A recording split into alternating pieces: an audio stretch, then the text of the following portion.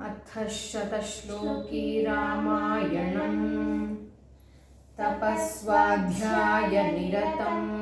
तपस्वी वाग्विधाम्बरं नारदं परिपप्रच्छ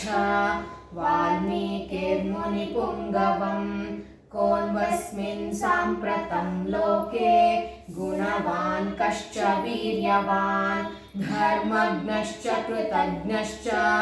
सत्यवाक्यो दृढव्रतः चारित्रेण च को युक्तः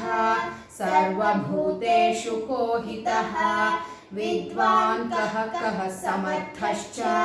कश्चैकप्रियदर्शनः आत्मवान् को जितक्रोधो द्युतिमान् को न सूयकः कस्य बिभ्यति देवाश्च जातरोषस्य संयुगे एतदिच्छाम्यहं श्रोतुं परं कौतूहलं हि मे महर्षे त्वं समर्थोऽसि ज्ञातुमेवं विधं नरं श्रुत्वा चैतत्त्रिलोकज्ञो वाल्मीकिर्नारदो वचः श्रूयतामिति चामन्त्र्य प्रहृष्टो वाक्यमब्रवीत् बहवो दुर्लभाश्चैव ये त्वया कीर्तिता गुणाः मुने वक्ष्याम्यहं बुद्ध्वा तैर्युक्तः श्रूयतां नरः इक्ष्वाकुवंशप्रभवो रामो नाम जनैः श्रुतः नियतात्मा महावीर्यो द्युतिमान् धृतिमान् वशी बुद्धिमान् नीतिमान् वाग्मी श्रीमान् चातुर्निबर्हणः निपुलासो महाबाहुः कम्बुग्रीवो महाहनुः महारस्को महेश्वासो गूढजत्रुररिन्दमः आजानुबाहुः सुशिराः सुललाटः सुविक्रमः समः समविभक्ताङ्गः स्निग्धवर्णः प्रतापवान् पीनवक्षा विशालाक्षो लक्ष्मीवान् शुभलक्ष्मणः धर्मज्ञः सत्यसन्धश्च प्रजानां च हिते रताः यशस्वी ज्ञानसम्पन्नः शुचिर्वश्यः समाधिमान् प्रजापतिः समः श्रीमान् धाता रिपुनिषूदनः रक्षिता जीवलोकस्य धर्मस्य परिरक्षिता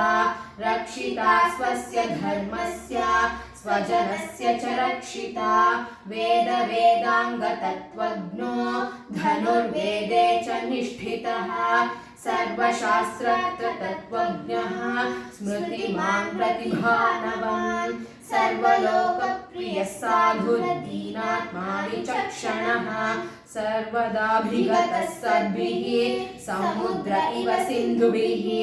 आर्यः सर्वसमश्चैव सदैव प्रियदर्शनः स च सर्वगतोपेतः कौसल्यानन्दवर्धनः समुद्र इव गाम्भीर्ये धैर्येण हिमवानिव कृष्णना सदृशो वीर्ये सोमवत्प्रियदर्शनः कालाग्निसदृशो क्रोधे क्षमया पृथिवी समः धनदेन समस्त्यागे सत्ये धर्म इवापरः तमेवं गुणसम्पन्नं रामं सत्यपराक्रमं ज्येष्ठं श्रेष्ठगुणैर्युक्तं प्रियं दशरथः सुतं प्रकृतीनां हितैर्युक्तं प्रकृतिप्रियकाम्यया यौवराज्येन संयुक्तुमैच्छत्प्रीत्या महीपतिः तस्याभिषेकसम्भारान् दृष्ट्वा भार्यात्तकैकेयी पूर्वं दत्तवरा दैवी वरमेन मयाचता विवासनं च रामस्य भरतस्याभिषेचनं स सत्यवचनाद्राजा धर्मपाशेन संयतः विवासयामास सुतं रामं दशरथः प्रियं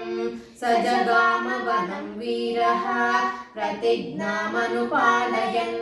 पितुर्वचननिर्देशात् कैकेय्याः प्रियकारणात् तं व्रजं तं प्रियो भ्राता लक्ष्मणोऽनुजगामः स्नेहाद्विनयसम्पन्नः सुमित्रानन्दवर्धनः भ्रातरं दयितो भ्रातुः सौभ्रात्रमनुदर्शयन् रामस्य दयिता भार्या नित्यं प्राणसमाहिता जनकस्य कुले जाता देवमायेव निर्मिता सर्वलक्षणसम्पन्ना नारीणामुत्तमा वधूः सीताप्यनुगता रामं शशिनं रोहिणी यथा पौरैरनुगतो दूरं पित्रा दशरथेन च शुद्धवीरे पुरे सुतं गङ्गाकूले व्यसर्जयत् गुहमासाद्य धर्मात्मा निषादाधिपतिं प्रियं गुहेन सहितो रामो लक्ष्मणेन च सीतया तेवनेन वनं गत्वा नदीस्तीर्वार्य बहूदकाः चित्रकूटमनुप्राप्य भरद्वाजस्य शासनात् रम्यमावसथं कृत्वा रममाणा वने त्रयः देवगन्धर्वसङ्काशस्तत्र तेन व्यसन्सुखं चित्रकूटं गते रामे शोकातुरस्तदा राजा दशरथः स्वर्गं जगाम विलपन् सुतं गते तु तस्मिन् भरतो वसिष्ठप्रमुखैर्द्विजैः नियुज्यमानो राज्याय नैच्छद्राज्यं महाबलः स जगाम वनं वीरो रामपादप्रसादकः गत्वा तु स महात्मानं रामं सत्यपराक्रमम् अयाचद्भ्रातरं रामं मार्यभावस्रस्कृतः त्वमेव राजा धर्मज्ञ इति रामं वचो ब्रवीत् रामोऽपि परमोदारः सुमुखः सुमहाशयः न चैच्छत्पितुरादेशात् राज्यं रामो महाबलः पादुके चास्य राज्याय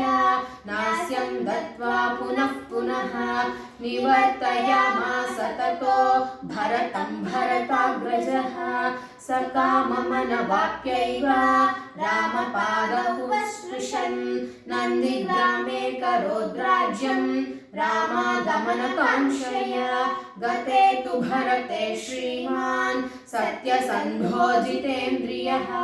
रामस्तु पुनरालक्ष्य नगरस्य जनस्य च तत्रागमनमेकाग्रो दण्डकान् प्रविवेशः प्रविश्य तु महारण्यं रामो राजीवलोचनः विराधं राक्षसं हत्वा शरभङ्गं ददर्शः सुतीक्ष्णं चाप्यगस्त्यं च अगस्त्यभ्रातरं तथा अगस्त्यवचनश्चैव जग्राहैन्द्रं शरासनं खड्गं च परमप्रीतस्तूणी चाक्षयसायकौ वसतस्तस्य रामस्य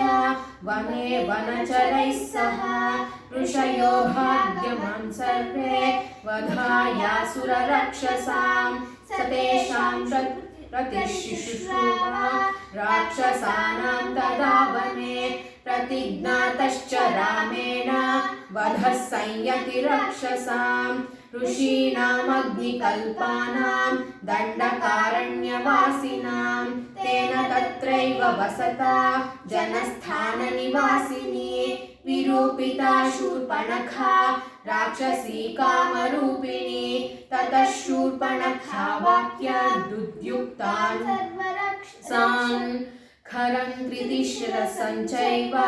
दूषणं चैव राक्षसं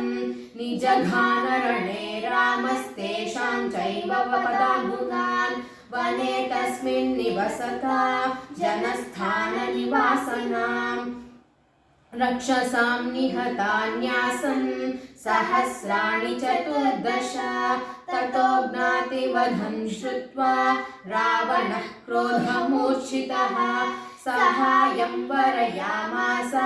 मारीचं राम राक्षसं वार्यमाणः सुबह्वो मारीचेन स रावणः न विरोधो बलवता क्षमो रावणतेन ते अनावृत्य तु तद्वाक्यं रावणः कालचोदितः जगाम सह मारीचस्तस्य श्रामपदं ददा तेन मायाविना दूरमप्यव्यह्य नृपात्मजौ जहार भार्यां रामस्य गृध्रं हत्वा जटायुषं गृध्रं च निहतं दृष्ट्वा हुतां श्रुत्वा च मैथिलीं राघवः शोकसन्तप्तो विललापकुलेन्द्रियः ततस्तेनैव शोकेन गृध्रं दग्ध्वा जटायुषं मार्गमाणो वने सीतां राक्षसं सन्ददर्शः कबन्धं नाम रूपेण विकृतं घोरदर्शनं तं निहत्य महाबाहुर्ददाह स्वर्गतश्च सः स चास्य कथयामास शबरीं धर्मचारिणीं श्रमणीं धर्मिणीं पुनर्मद्विगच्छेति राघवम् सोऽभ्यगच्छन् महातेजाः शबरीं शत्रुसूदनः शबर्या पूजितः सम्यग् रामो दशरथात्मजः पम्पातीरे हनुमता सङ्गतो वानरेणः हनुमद्वचनाच्चैव सुग्रीवेण समागतः सुग्रीवाय च तत्सर्वं शंसद्रामो महाबलः आदितस्तद्यथावृत्तं सीतायाश्च विशेषतः सुग्रीवश्चापि तत्सर्वं श्रुत्वा रामस्य वानरः चकार सख्यं रामेण प्रीतश्चैवाग्निसाक्षिकं ततो वानरराजेन वैरारुकथनं प्रति रामायावेदितं सर्वं प्रणया दुःखितेन च प्रतिज्ञातं च रामेण तदा वालिवधं प्रति वालिनश्च बलं तत्र कथयामास वानरः सुग्रीवशङ्कितश्चासि नित्यं वीर्येण राघवे राघव प्रत्ययार्थं तु दुन्दुभे कायमुत्तमं दर्शयामास सुग्रीवो महापर्वतसन्निभम् उत्स्मयित्वा महाबाहुः प्रेक्ष्य चास्ति महाबलः पादाङ्गुष्ठेन क्षिक्षेप सम्पूर्णं दशयोजनं बिभेद च पुनः सालान् सप्तैकेन महेशुना गिरिं रसातलं चैव जनयन् प्रत्ययं तदा ततः प्रीतमनास्तेन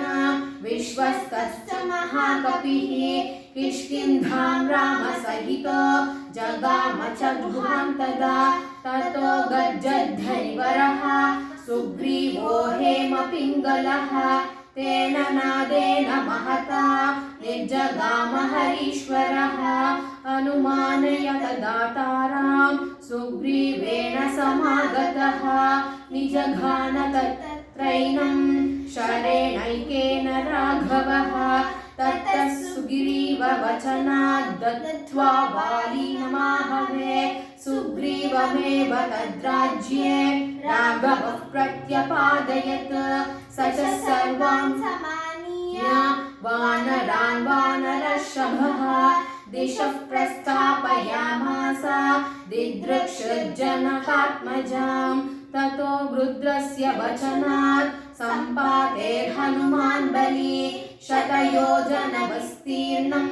पुप्लवे लवणार्णवम् तत्र लङ्कां समासाद्य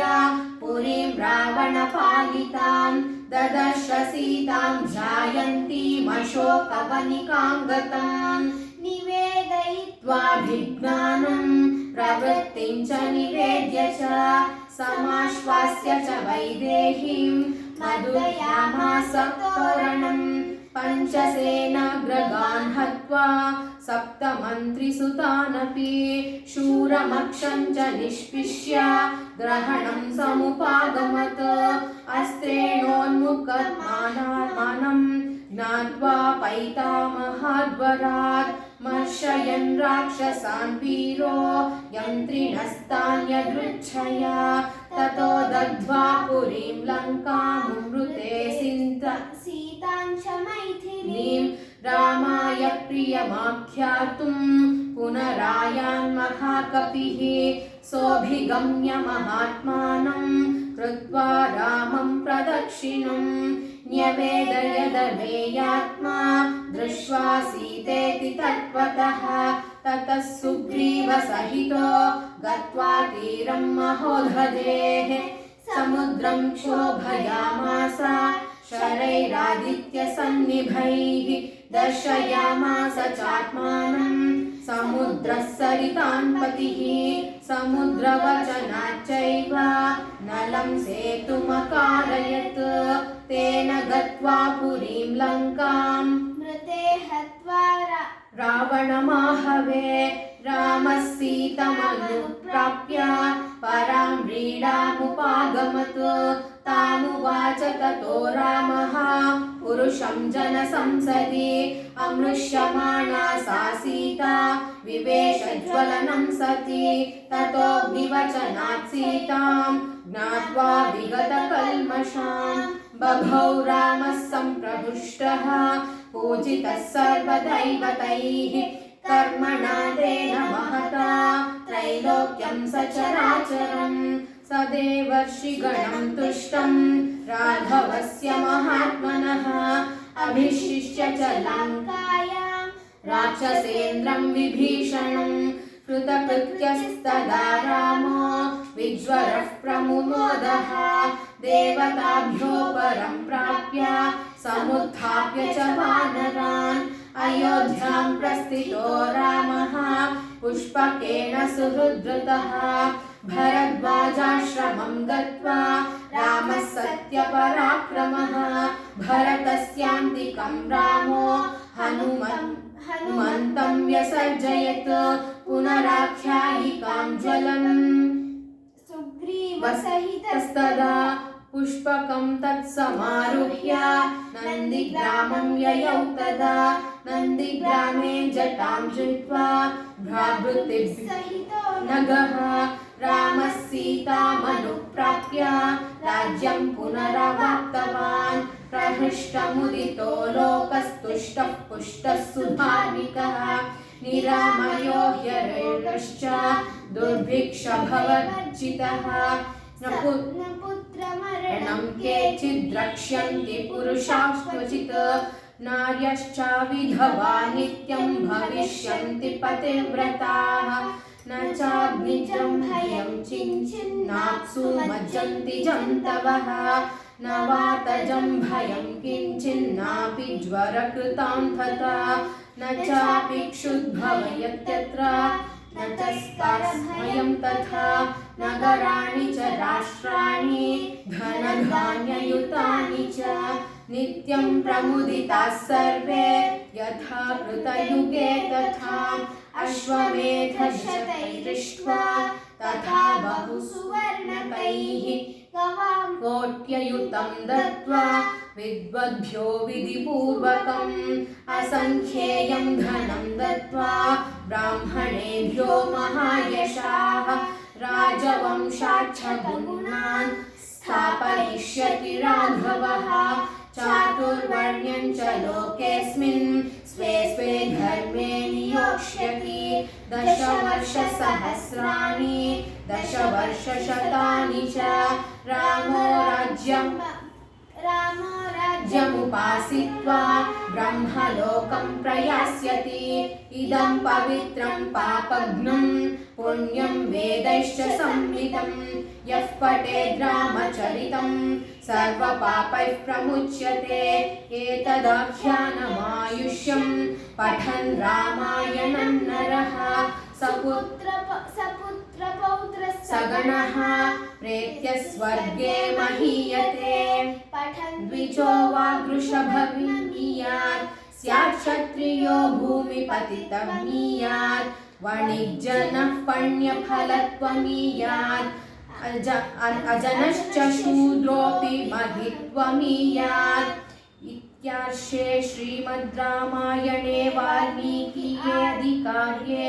चतुर्विंशतिसहस्रकीयां संहितायां बालकाण्डे नारदवाक्यं नाम प्रथमः सर्गः।